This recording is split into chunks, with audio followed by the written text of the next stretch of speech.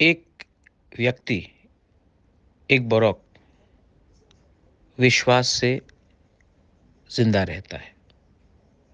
जिस दिन हमारा विश्वास हमसे छीना जाता है, उस दिन हम मालिक से गुलाम बन जाते हैं।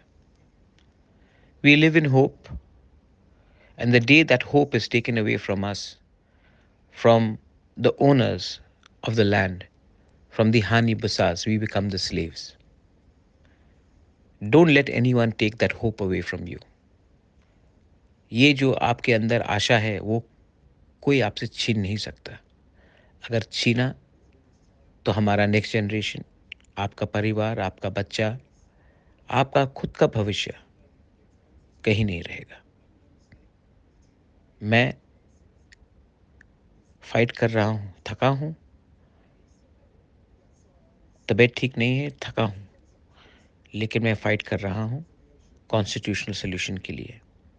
और मैं जानता हूँ कि जब तक मैं आपके बारे डिमांड करूँगा और अपने बारे नहीं, हमें मिलेगा। जिस दिन मैंने कमज़ोरी दिखाई और अपने बारे सोचा और आपके बारे नहीं, हमें कुछ नहीं मिलेगा। मेरे लिए, मेरे तिपरासा के लिए, अपने बच्चे के भविष्य के लिए प्लीज़ प्रे कि हम एक कॉन्स्टिट्यूशनल सॉल्यूशन लेकर आए। I love you. Bubagra sends this message to you asking for prayers and hope.